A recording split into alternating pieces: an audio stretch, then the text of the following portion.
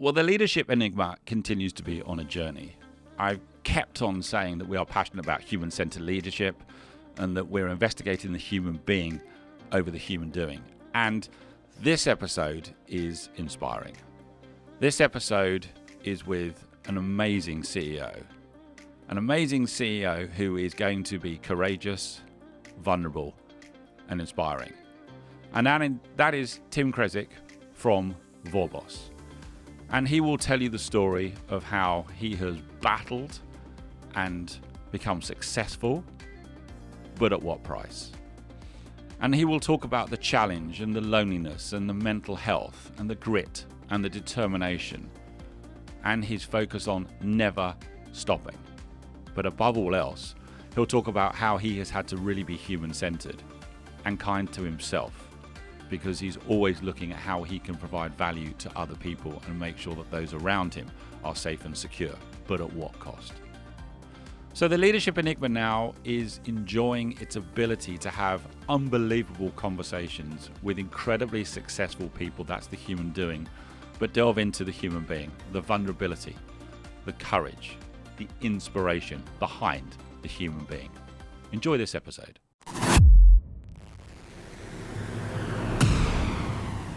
Hi, I'm Adam Pacifico, and welcome to The Leadership Enigma, a world-ranked, award-winning podcast that's insatiably curious as regards what leaders do, how they do it, and importantly, why.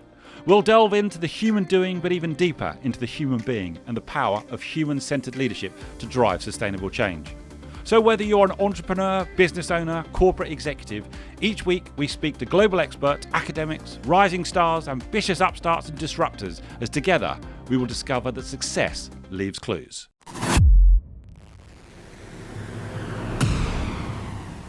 Tim, it's great to see you here on the Leadership Enigma. Thanks for having me. How are you? Very good, thank you. We were just chatting before we actually went live, and I've got to ask you, any thoughts on the new studio? No, I love it. It's good. I've got to ask because it's only been up and running for a number of weeks, or indeed just a couple of months. I'm a few podcasts in now, and I think this is a pretty good setup. I think it rates at the top of the pile so far. Well, I'm asking that deliberately because James will be sat in the other room, probably giving you a thumbs up for that. Listen, Tim, it's a very, very brief introduction because I want people to really understand from you the journey that you've been on to become, and dare I say this now, a young CEO. Very kind. Of an organisation, of a company. Can I call this telecoms? Is that correct if I say telecoms? You can, and then we have to immediately defend that we're not a dinosaur and we're not like the rest. Well, we're going to come on to that, aren't we? Because there are some big traditional players in that particular sector. But just before we begin, just tell everyone a little bit about you. Sure. I think you've highlighted that now. I'm 39 next month. See what I mean, young. I don't feel young. I feel well used at this point. But I've been running this business for just over 17 years now. Background-wise, Yep. I was born in the UK, but my family moved to Switzerland when I was very, very young. Lived in Switzerland until I was 12, and then my family relocated to the southwest. Right. Had a real kind of change of environment there, where I sort of got put into what was at the time an all-boys school, and completed my sort of high school education in the southwest. Managed to get myself into Oxford University. Studied engineering with computer science. Right. And after just over three and a half years, really just, I think, struggling with quite a few things there where I really just didn't want to complete, and so I left university. That was really encouraged by a job I had at the time, right? And then actually very quickly that led me to saying, well, actually, I think what I want to do is a bit of kind of consultancy, start a business. I'd identified some opportunities, and that was really the starting point for the business journey. And then, and then that's massively evolved, and almost in a weird way, it's almost been 3 different businesses over that time. And that's evolved over the 17 years to kind of where we are now, which is, just under a 400-person company, pretty well funded, and as you've alluded to, disrupting a space that's actually really, really hard to build new businesses in. You know, infrastructure is traditionally a space that requires a ton of investment. Yeah. And is usually built on some kernel of a legacy business or a state-owned asset or some other kind of people sort of start with something to build something, and actually it's really rare to see something entirely new built in this space. Gotcha. I want to come back to that disruption piece, because I think I speak to a lot of CEOs at the moment, and the thing that they're most worried about is becoming irrelevant. So they want to be the disruptor and not the disrupted.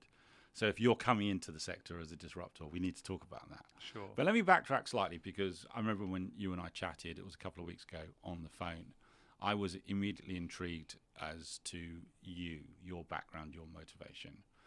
You are still young, Tim. Let me just tell you, 39. But with that, let me go back to university, because obviously you were excelling in relation to the academic side of things to get into Oxford University. But when you and I first chatted, you said that you certainly saw a difference between almost intelligence and education. Was that something that was on your mind then, when you were at perhaps one of the most iconic universities in the world? It's a really good question. I don't know. I don't think so. I think perhaps I had an experience. It was around A-level time. Yeah. I believe it or not, doing an engineering degree at Oxford is actually essentially a maths degree by any other measure or standard. It's not known as being a particularly practical engineering degree compared with somewhere like Imperial College. So you really have to be strong on maths. And yet at the same time, maths was the A-level I struggled the most with in school. And I remember that, I had to go outside of school, find a tutor who could help me to kind of make sure I got the grades that I needed. Yeah. And this was, going outside of what was already a pretty good private school to get further, support in just one subject. And it, and I had always kind of been told and given the feedback that I was bad at maths. And what this tutor, who she was a former Cambridge maths professor, very quickly identified within 30 minutes of sitting with her. She said, "You need to buy this book, go away, read it." I think she even cut our first session short, which was annoying because she was like an hour drive away. But she'd come highly recommended. She said, "Go buy this book. It's the textbook that we use at Cambridge. Yep. Read that, or whatever they had used at Cambridge, I think, and see if that works for you." And she, within 30 minutes, realized that the way that I learned and understood things was different to the books that we were using. And Right. Of course, broadly speaking, all education is kind of optimized for the average. We're teaching large groups of people. We can't always personalize the journey, and it's the role of the teachers, hopefully, to do the best as they can to sort of personalize. So I think I had that experience, and then suddenly it unlocked. She spotted that straight away. She was a fantastic and intuitive educator, I think, and pointed me to a resource that would suit my style. And I suddenly realized, I'm not bad at maths. Not suddenly, but I suddenly was very quickly able to start grasping things that I really struggled with. Yes. And drive that performance up, and indeed secure the grades and go on to do pretty well. Did you learn what was behind that, Tim? Because obviously I have a daughter who's heavily neurodiverse. Well, let's be honest, so am I. And did you in some way find out that actually the way you learn or the way you deal with information was different for a specific reason? Well, the funny thing is I sort of knew it already. Yeah. I was a bit odd in that when I was 16, when I was 17, I qualified as a sailing instructor. And prior to that, I'd done a lot of I'd also done a lot of teaching under the supervision of a qualified instructor, Right. and there's a whole assistant instructor program that the RYA has for this. Yeah. And so I'd actually done quite a bit of teaching at this point myself, or coaching of a sport. Yeah. And had very quickly figured out that the way different people understood, that this was only going to work if you could quickly figure out how they wanted to understand it, and then explain it to them in terms that they understand. Like coaching any sport, Yeah. You understand the output you want. I need you to move in a certain way, or carry out a certain action, or behave in a certain way. And the inputs you're going to need to create those outputs are going to be different. The outputs are going to be the same from everybody. That's what I'm looking for. But the inputs are going to be different. Otherwise, you almost wouldn't need an instructor. Otherwise you could just give them a book. And I think, so I kind of intuitively did know that at this point. Right. But I perhaps hadn't connected that it applied to academia as well, and learning actually more generally. I think your world of understanding or universe of understanding around education is sort of so structured and rigid. As like, you think about it in subjects, you think about like history and science and we're quite maths, cookie cutter, aren't we, in this country? and rather than just this holistic sense of learning and self-teaching and so on. So I think that was a process for me to kind of realize, and it also empowered me to start to be a bit more stubborn about, if I didn't understand something, don't assume I can't do it, just assume that I need different material. Right. So I certainly learned that triggered for me a habit which I've maintained to this day, and which I try and coach on as well, which is, if you don't understand it, go and try something else. And now, less so now, but typically if there's something I want to learn, I'll go and, I used to go to the bookshop or the library, take 3 or 4 books out on it, even ask the librarian, what are the 4 most common books people take out? Take them all, go and sit in the corner, give each one 15, 20 minutes, and see which one speaks to me, which one starts to, if one of them can just get me a bit of understanding. And then I would sort of zero in on that and say, okay, this is probably the one that's going to work for me.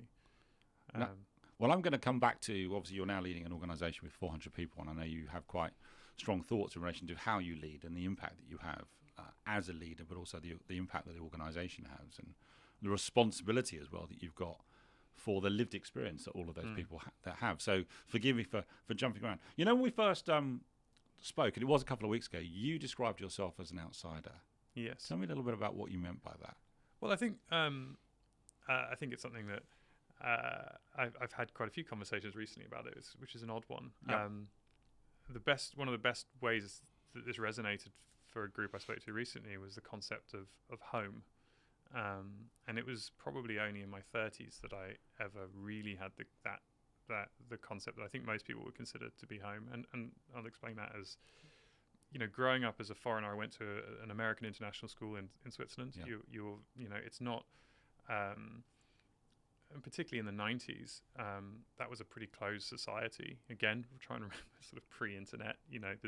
There's not we remember there's those not a days. lot of like other sort of multi-language content hanging around. It's actually quite difficult, like even just the craving of, like, my aunt in the UK would record TV shows and post us the VHS so we could watch English language TV. It wasn't like jump on YouTube and it's there. Do you know what I mean? So much has changed very quickly. Yeah, so the kind of daily friction of being an outsider is there. Yeah. And so but I grew up in that, and you almost don't realize that there's an alternative experience. So I think you just know that you're not, that you are an outsider. And then at that time I then had, as a result, really an American accent when I moved to the UK, moved to part of the UK that was, again, the opposite of sort of diverse, into a all boys school, which was a new thing for me. School uniform, that was a new thing to me as well. So you had this sort of very non-diverse environment that wasn't super accepting to people who were a bit different, and I wasn't that different. I got bullied a lot, but I think what's interesting about it is that whole experience and living in the Southwest, the whole time I felt like an outsider. There's almost every interaction I'd have, just because my accent was different. Right. You had people kind of be like, you're not from around here, are you? Obviously university, it's a different sort of melting pot. And it was only sort of 2009 onwards when I moved to London and was able to sort of exist in this much more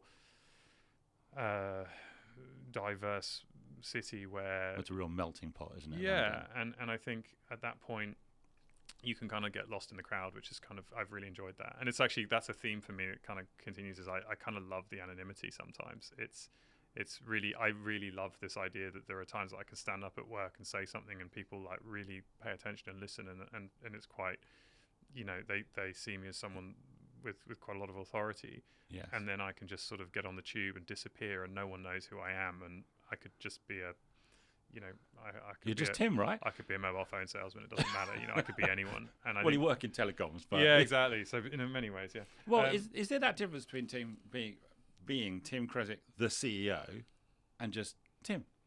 So no, and I think that's one of the things I love about doing podcasts and stuff is I think, as I said to you, ask me anything. I'm an open book, and I really love it. I sort of really challenge myself with that, but that's actually a relatively recent development. Right. I think about 6 years ago or so, I kind of challenged myself a bit harder to say I don't want to be wearing a mask at work. I don't want to be a different person. And it kind of coincided with realizing that good leadership means not being invincible.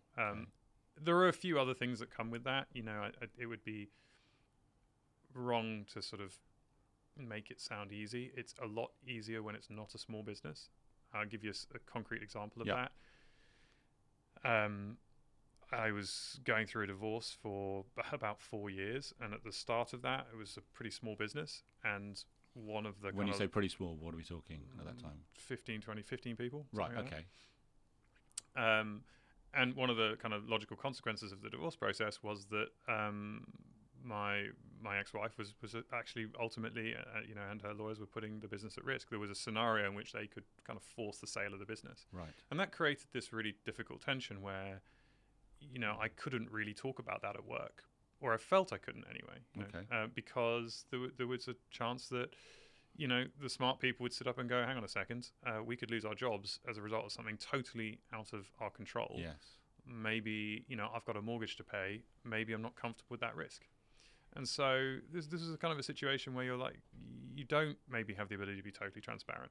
And so don't get me wrong, there's a huge amount of privilege that comes with having, in the eyes of a lot of people, achieved a lot, and sort of being it's been a fascinating journey in the last few years of being kind of badged as a success, because actually I don't feel like I'm different or I've done anything differently, but simply the outcomes are there for people to say. Under normal circumstances, we would say you're a successful person. Yes. And then all of a sudden you can get away with a lot more. You can just be yourself and people go, oh, that's okay. You can, it's a bit like, Lewis Hamilton taking his dog everywhere, and they go, well, we're not dog friendly, but you are Lewis Hamilton. It's give an inch and take a mile well, it's just this sort of idea that you can almost be a little bit more eccentric. Yes. If society views you as having been successful. And that's good and bad. I don't sort of feel like I want to abuse it. On the contrary, I almost feel like that's such a gift that it would be wrong to not use it to its utmost potential. And what that means is I should be ruthlessly honest and transparent. I don't need to hide bits of myself that people might have judged previously. I don't have to be like, oh, I'll cover this tattoo up because someone might think I'm unprofessional and not take me seriously and not sign the deal. Because actually I already have the platform that says that's not a problem. I know that you're naturally curious, and with this desire to be ruthlessly honest, where's that coming from, Tim? Well, I think it's this sort of challenge to myself. It's like a personal development thing. It was really freeing to sort of say, actually, I don't need to wear a mask at work. I don't need to be a different person. I don't need to necessarily always have the answer. And to sort of push myself to say, like, am I the same person at work that I am at home? What was the catalyst? Forgive me for interrupting. What was the catalyst for that? Because I've spoken to a couple of CEOs. You're the third, by the way, now, who's used the reference to a mask. Two independently said to me, it's time to take the mask off. You're now the third. Yeah. So that's interesting. And I'm trying in my mind to work out why that phrase has suddenly been used by three CEOs. The last two who mentioned it was pandemic driven. But what do you think was the catalyst for you starting to think like that?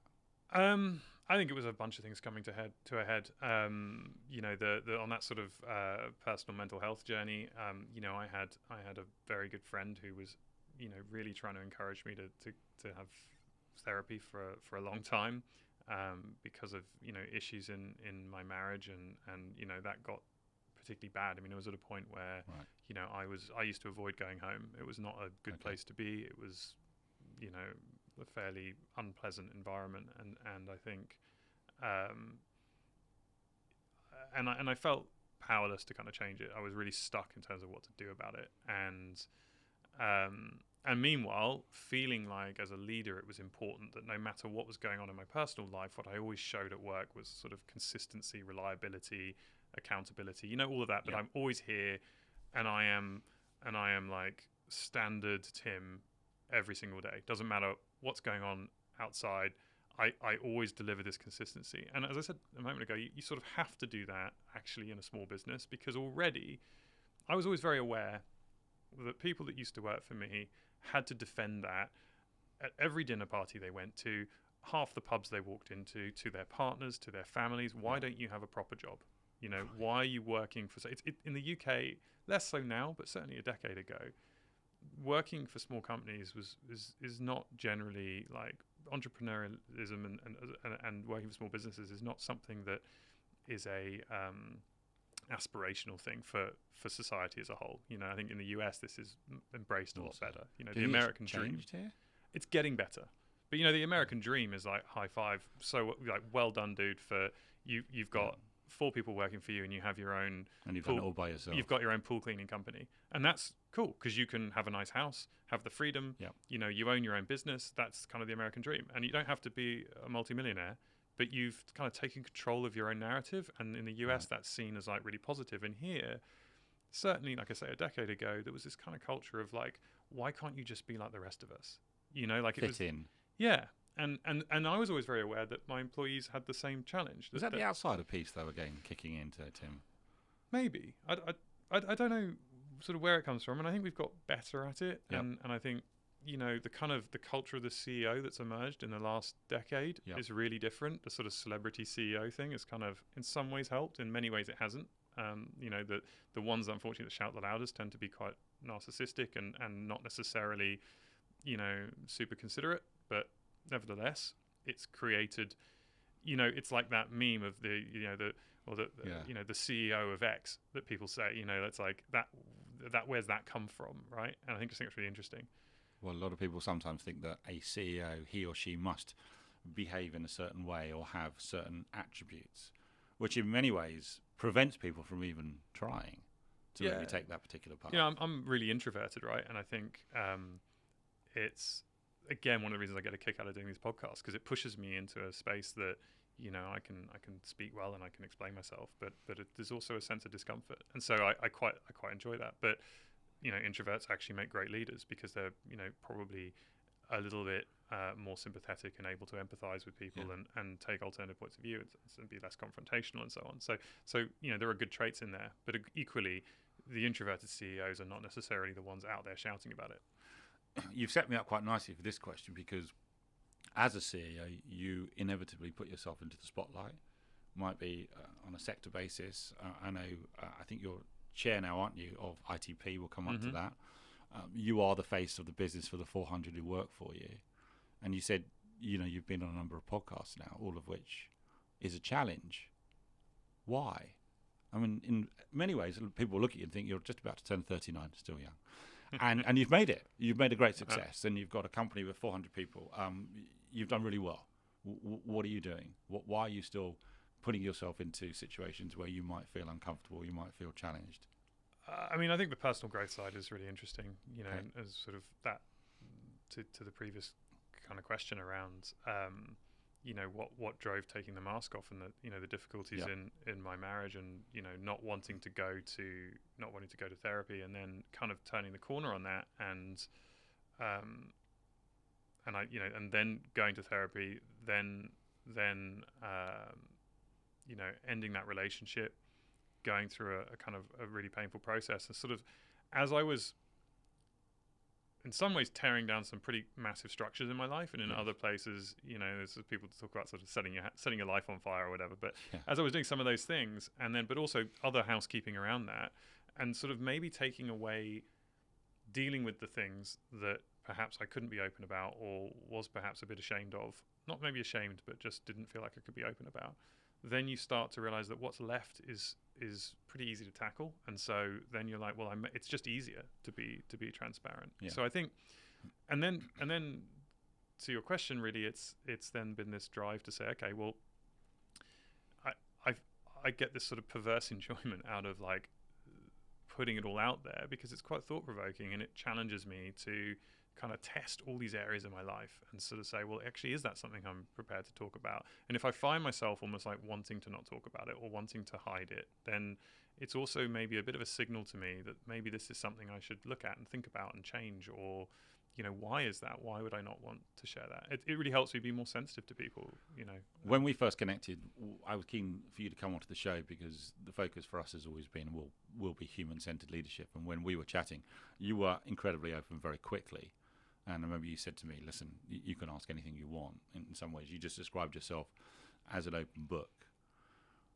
How do you manage, though, the fact that you're a human being and you're going through challenges like everyone else in the world, but they are pertinent and highly individual to you?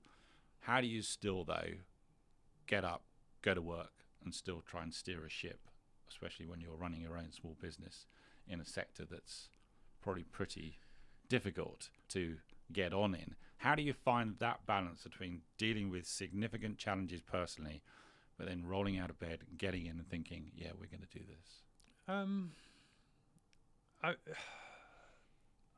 I mean, that's come in some cycles, actually. I think there was a period, I have this tattoo on my arm, which says... Oh, come on, let's show. There we go, which says never stop. Okay. And that's become a little bit of a trademark. And one of, there's a couple of reasons why it's there. When did you get that? So that was probably just under 2 years ago. Okay. That partly exists because for me that's a very important function of how I live, and I'll explain why in a moment. Okay. And so there's a reminder to myself, but actually it's also there because it forces the conversation sometimes. That is one area that I don't always feel super comfortable talking about, but I get asked about it and then I have to explain it. And again, it's very literally wearing a very difficult topic on my sleeve. Okay.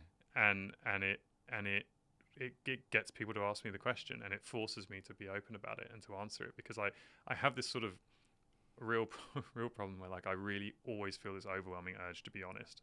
So if you ask me the question, I can't be like, don't worry about it.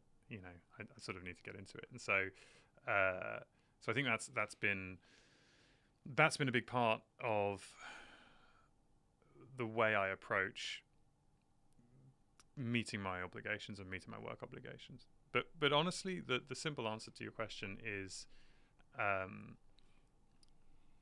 even at the sort of the darkest points where I maybe only had a company of 15, 20 people, I felt so accountable to those people. And now with almost 400 people, I feel so accountable. In less than 1 day, an entire lived year of experience happens inside my business. Right. Is one way to think about it, right? Yeah. The equivalent of one person's 365 days a year happens in 1 day. And so, you get that wrong for 1 day, it's huge. But the other way I like to think about that, imagine I've said this a lot, but imagine the 10 days a year where you feel pissed off, and the 5 days a year where you've got, I don't know, an upset stomach, and maybe the 1 day a year where you feel, depressed or suicidal, right? Then if that means that on any given day, statistically, there are probably, 10 people in my organization that are pissed off. There are 5 people with a stomach ache, and there's 1 person who's suicidal. Actually, statistically, it's way worse than this. And then you sort of go, well, hang on, those people are all living out the majority of their waking hours in an environment that I created. I feel hugely accountable to that. And then my problems feel, frankly, insignificant. Then it's like, okay, we're going to go and we're going to try and look out for them. Okay. So that's what gets me out of bed, and that's why I keep pushing. I want to come back to the tattoo, if I may. No, only I'll tell you why. And I've been very candid about this as well. My daughter, who is actually coming back from Thailand, 19, had some significant mental health challenges. The pandemic was pretty brutal to her, but she is a doodle board when it comes to tattoos. Yeah. But every tattoo has a significant meaning to her. And whilst that drives my wife mad in relation to the appearance of yet another tattoo, each one is deeply personal to her in relation to experiences in her life. You kind of alluded to it, but what really was the driving force for you going out and getting that? Oh, I'm a pretty literal person, so it's not hard, right? End of 2019, I was at a really low point. I think 2019, the last 6 months of 2019, my mental health declined from a pretty good place, actually. You could map it so easily to And bearing in mind, just for context, so my divorce process started in sort of April, May 2017. Okay. So at this point, I'm over 2.5 years into a really acrimonious divorce, almost entirely made more complicated by the fact that I had a business. Yeah. And you said the business was at risk or potentially at risk. Well, the business was my single biggest asset. Yeah.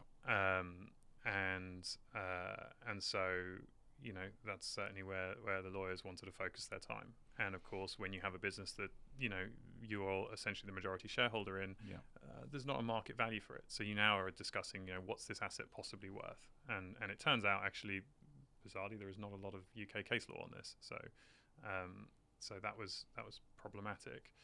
But not only that, once you've decided it's worth millions, how do you realize that value? You know, I didn't have any savings. It wasn't like I could sort of buy my way out of this problem. So that leads you to this conclusion of like, maybe one of the only obvious solutions is you have to sell it in order to liquidate it in order to free up the cash. Yeah. You know, and so that was kind of one of the challenges. But so as a backdrop, you had this sort of quite difficult process that was ongoing. Okay. And I think along with just a lot of other things in my life that weren't, you know, that were kind of all compounding. And that ultimately culminated in ending another relationship at the end of 2019 in a way that was not healthy. But as a result of me getting to a place where,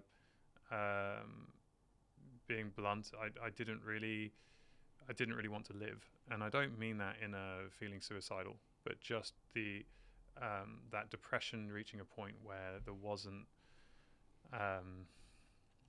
no emotion. You know, there's a couple of really great.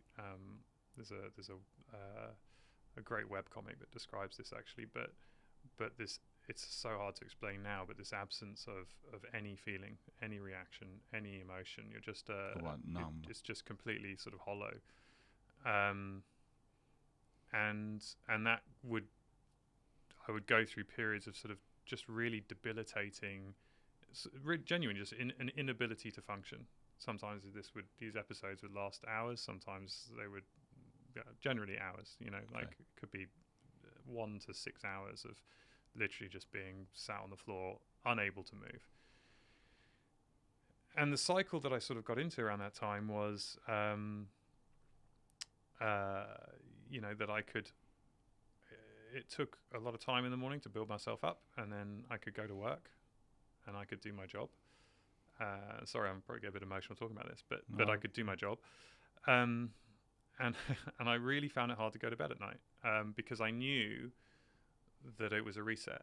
That every morning I woke up in this situation where I had to kind of rebuild myself every morning, and so it was around that time that my hack for it was I used to grab a Sharpie and I used to write on my arm. I used to write those words on my arm, never stop, and I would see that in the morning, and that would be a motivation. Right. You know, it didn't fix it, but it was enough to get you started. It was a reminder that yesterday's me, I could sort of leave a message for kind of future me, I suppose. And that was a really helpful tool and reminder. And this is where I've talked about it before, this sort of weird sanitization paradox. That difficult period was also, here's the paradox, it was probably one of the most empowering times I had in the business, because I felt invincible. The people I worked with knew something was wrong, but they also saw an incredible drive at that time to push the business harder than we'd ever pushed before. Right.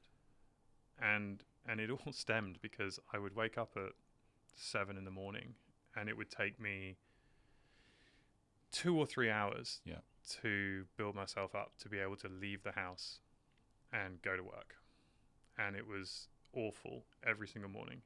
And the cool part was, by the time I arrived at the office, no one knew this, but I knew that the hardest part of my day was over. Right. The hardest thing, no matter what happened, at that time, we were dealing with some litigation with a client and all sorts of other things were going on. We had a multi-million-pound lawsuit with a customer that wasn't paying, and all sorts of stuff. And it just kind of washed over me because partly I had this sort of emotional indifference to stuff that was going on a little bit. Yeah, you spoke about that. But also because I just knew that the hardest part, the challenge I'd overcome that morning for me was so much bigger than anything else I could encounter, that it was like an invincibility cloak. And it freed me to do things that I look back on now as like totally mad. We really, really were able to work hard that period. Yeah. And this went on into 2020. Those episodes I described, they sort of got fewer and fewer in between. And I'm at a point now where it's in a really healthy balance where, I just like anyone, I sort of have these moments of feeling a little bit down, but you're human.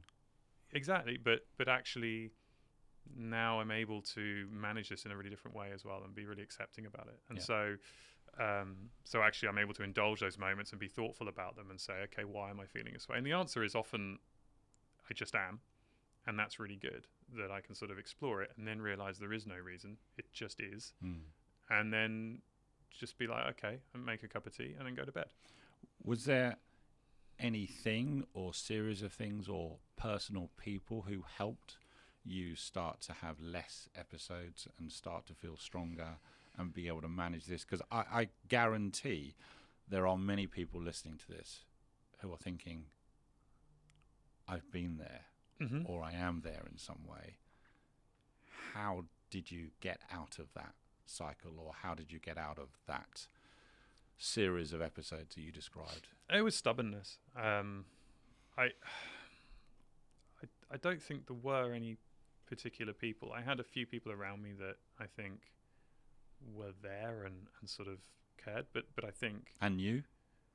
I didn't know, or at least probably didn't really understand. Right.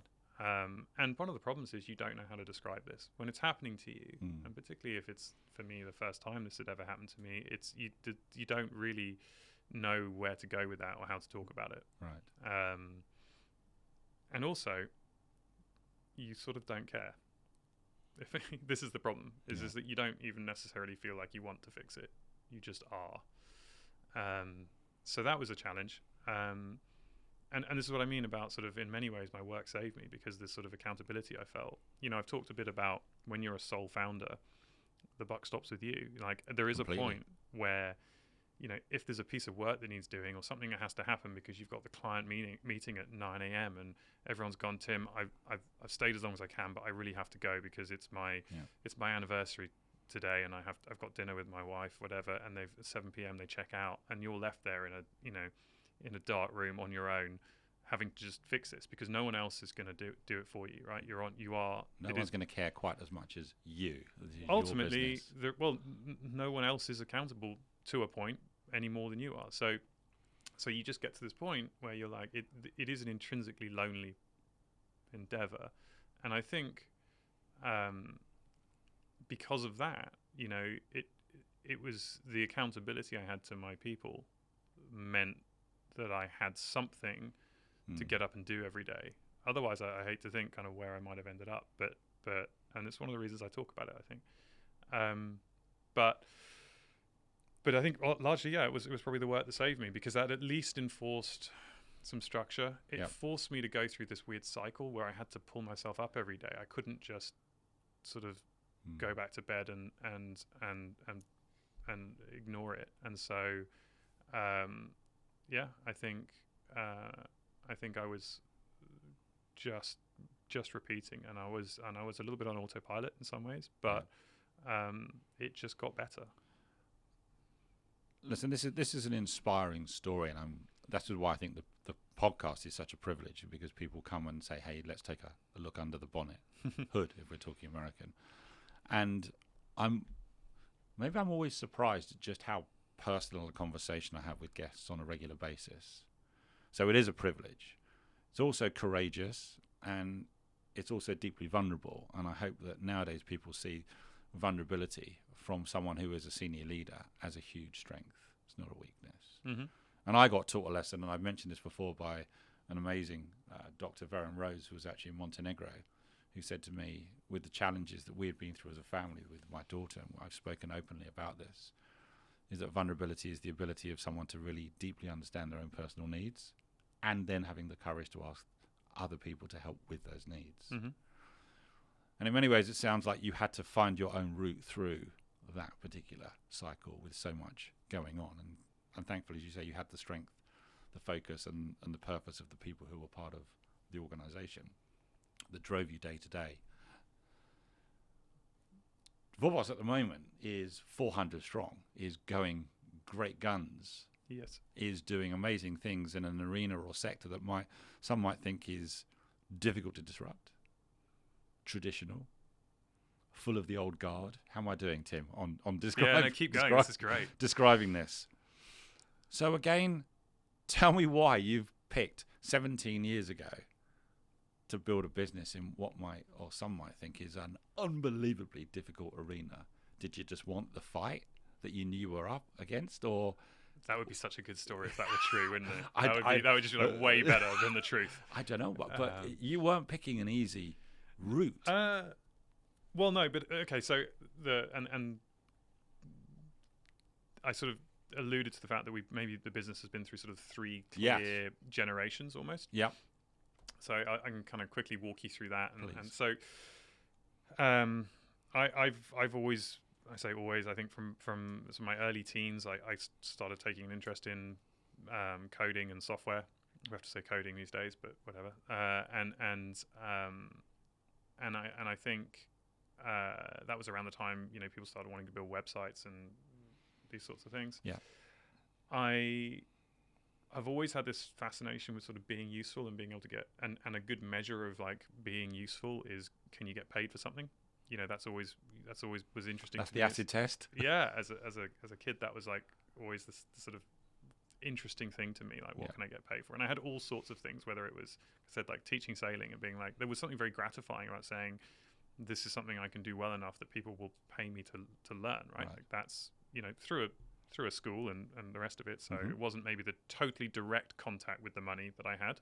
I had a salary and whatever, but then, I think everybody now knows that this sort of anecdote, but I had a really lucrative lawn mowing business when I was 13, 14 years old, and that was... Serial entrepreneur. Yeah, but there was so many really valuable lessons I learned from that. And then I got into doing kind of IT support for people locally and building websites for people at around the age of sort of 16.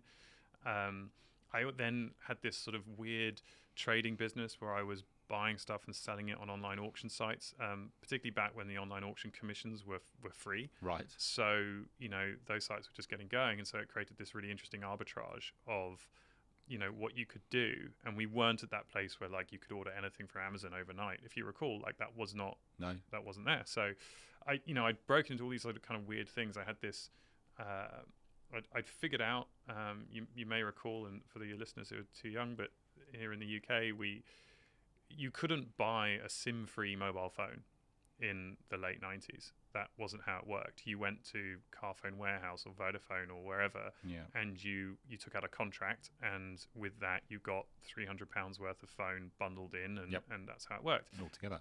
And what I'd figured out was there was this weird arbitrage where there were these independent mobile phone shops, the equivalent of like Carphone Warehouse but independently owned, who could sell you a mobile phone contract. And they didn't necessarily pop up in all the big towns, but they were there, and they had an ability to do these transactions. And when you got under the hood of how those transactions worked, what was happening was they could buy SIM-free phones. So it had become a sort of a norm that you wouldn't buy a SIM-free phone, and no one wanted to sell you one, and no one could sell you one theoretically. But actually, there was no reason for this. Right.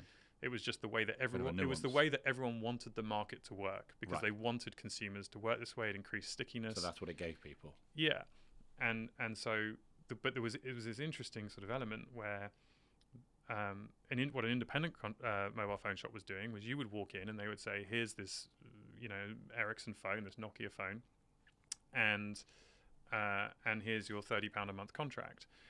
They would sell a £30 a month Vodafone or Orange or Three contract. They would get £300 or whatever it was kickback from them for having sold it, which was a budget to go towards the phone that they had then held in stock, and they would then hand the phone across to you, and they would pocket the £300, and that's how the whole transaction worked, right? So actually, the mobile networks were paying these phone shops to acquire the handsets. Anyway, very long way of explaining. This is your natural curiosity kicking in again, I think. And bearing in mind, I was like 16. And what I figured out was there were a bunch of people out there that wanted the latest phone, and the contract terms were sort of 3 years, 1 year to 3 year terms. Right. And the latest phone would come out and everyone wanted it. And then you had to roll your contract, and this was kind of a problem, which meant people literally back then had to wait until your contract was done before you could upgrade. Now you can kind of do in-term upgrades and all sorts of stuff. Long story short, I managed to find a mobile phone shop in Bournemouth that was independently held, where the guy was willing to sell me SIM-free phones. Right. So he was basically willing to put extra phones on his contract order with Nokia or Ericsson or whoever he was buying from, SIM-free, and I could acquire that stock from him. And this was all completely legal. It's just that no one really wanted it to work that way, but it was fine. So I would acquire these SIM-free phones, and then what I would do was sell them on auction sites to people where the market was, that the mobile networks hadn't realized. The market was basically bankers in the city who wanted the latest phone as a status symbol, right, but were obviously in contract, and they needed to have the latest phone the week it came out. And I basically then built up this like black book that every time I then stopped using the auction sites, like, because back then as well, I would get mailed a check. No one had any idea they were dealing with a 16-year-old in Devon. Right. I would walk down the high street on the weekend with the check, cash it in, put it in the bank, and once it had cleared, I would go and box the phone up, and then I would go out of school at lunchtime to the post office. This is old school, Tim. Yeah, it's proper old school, and I would send something, right? And then what I got was this black book where every time a new phone came out, I would get a bunch of calls that I would literally take during my lunch break at school. Yeah. Of basically city workers who would be like, Tim, can you get me the phone? And many years later, one of them got in touch, and when I'm doing the maths and I'm figuring out, you must have been in school when we did these deals. Like, I always thought you were like a legit business in your 30s. Yeah, hilarious. But anyway, so I had this, but it was a really interesting way for me to kind of explore the market, price arbitrage. Okay. And I made good money just kind of trading phones this way. And in a fully legal and legitimate way. And yeah. I remember several conversations with my dad where he's like, "Are you sure this is legal?" And it, yeah, just really, really interesting. So anyway, I've kind of always had that fascination. When I set my business up, I had been developing software for a very large law firm, and I'd sort of really zeroed in on software development being this kind of key thing that I did. Like, all these internships and things I'd done were sort of trying to find where value was. And then this job in the law firm taught me the most important lesson of all, which had somehow bypassed me until this point, which was it wasn't what my time was worth, but what my work product was worth to someone else. So I would be able to do a project for these guys, for example, that might take me 2 weeks, but it could be worth over 5 years $1 million to the firm, right? Because of the time it would save. That is true worth. Yeah, and so they would look at it and go, "This is a no-brainer project because we can pay this kid to do it in 2 weeks, and we'll save $1 million over." That's the return on investment. Right, and so you start thinking about the value of what you do is what is the value to someone else, not what is the cost to me. Right. And so when I started the business, it was a software business. The idea was, okay, well, that's a massive multi-million-dollar international law firm. What does it look like if we go and do this for like small to medium businesses, companies with 20 employees, who would never normally think of or have an in-house resource to build software, but actually have a lot of the same problems and save them time.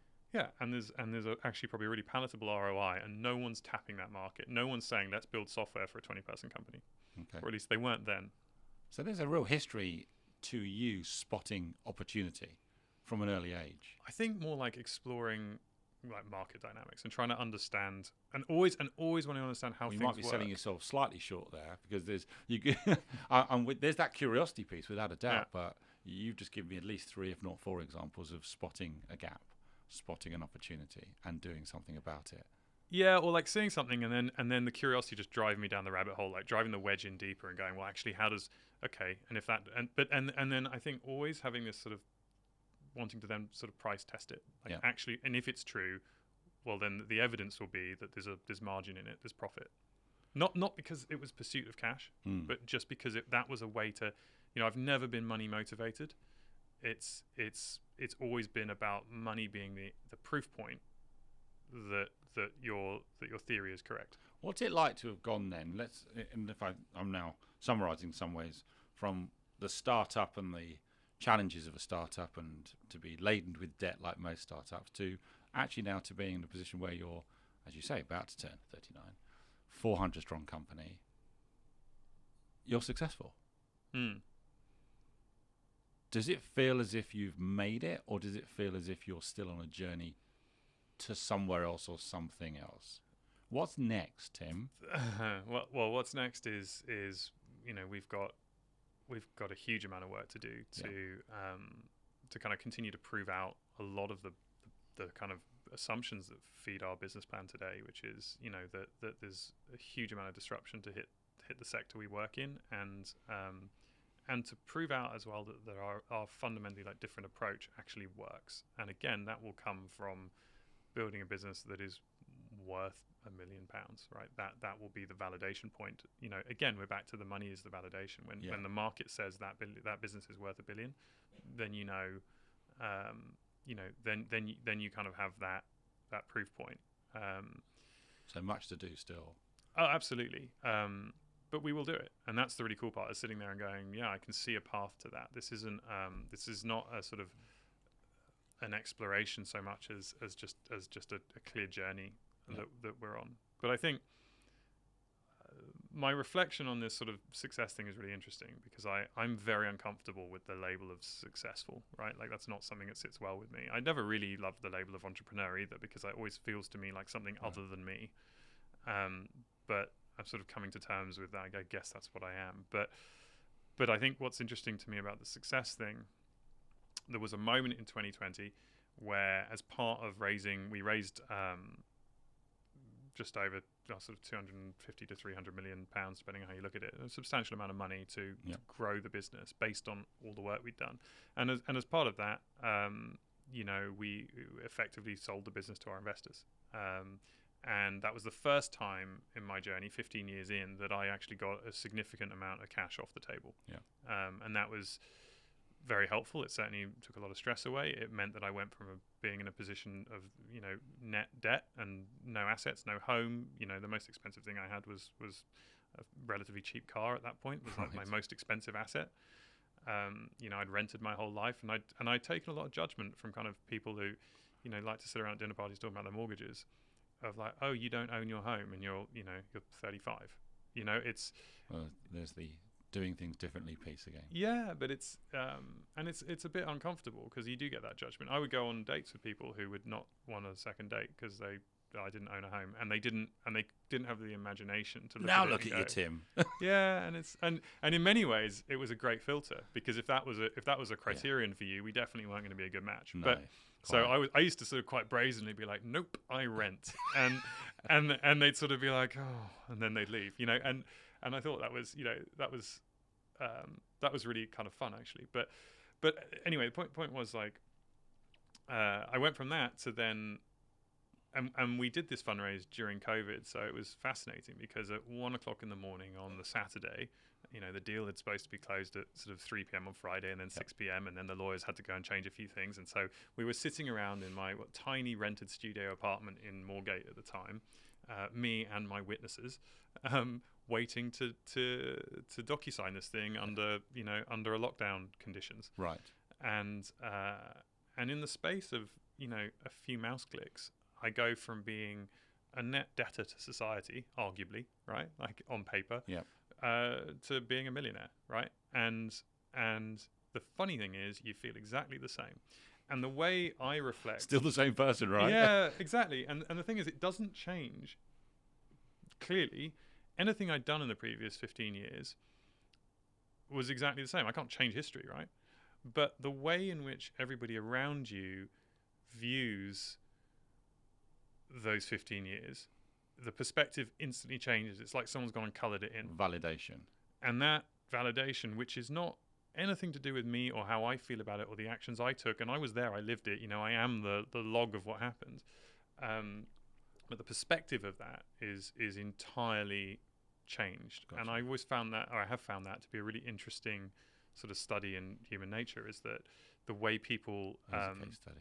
the way people respond to me and treat me, and the way in which they sort of now maybe listen to what I have to say, whereas would say, what do you know? You know, and I'm sort of fascinated by it, because I don't particularly say anything differently. Yeah. You know, it's exactly the same stuff. It's just now people go, well, actually, hang on a second, maybe There is a societal case study, I think, here somewhere in this story. It's fascinating. I mean, I'm really grateful for you having such a candid conversation. My kind of final question is, with all of the experiences that you've gone through and the journey that you've just described as well from a business point of view, what do you think has been the most important leadership lesson for you? Something that you would want to share? It's almost an unfair question, isn't it? It really is. But is there something almost that's just front of mind for you, Tim? I think there's probably a few things, but for me, that sort of authenticity piece is really, really important. You know, I genuinely feel like a lot of what I do is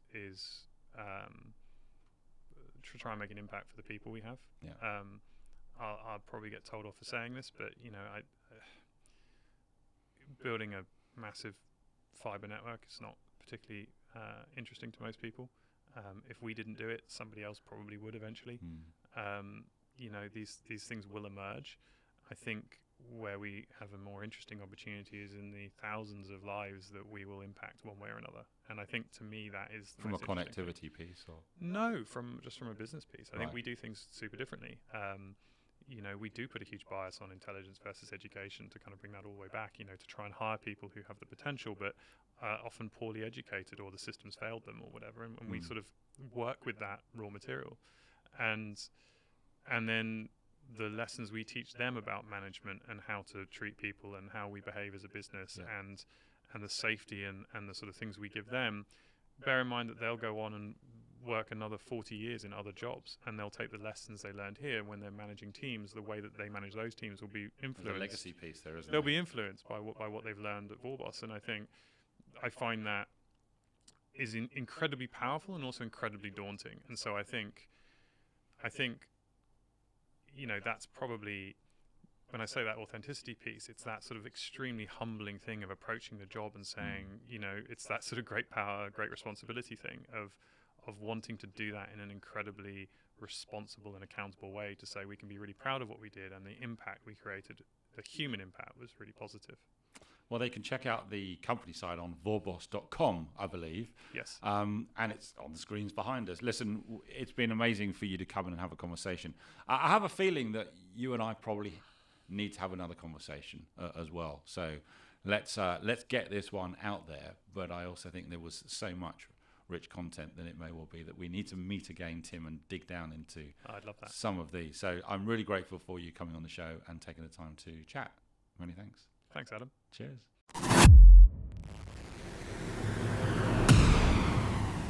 Join us again next week for more curiosity and insight with the Leadership Enigma. We'd love to hear your comments on today's show, as well as suggestions for future topics and guests. Get in touch with me on LinkedIn or visit us at www.leadersenigma.com.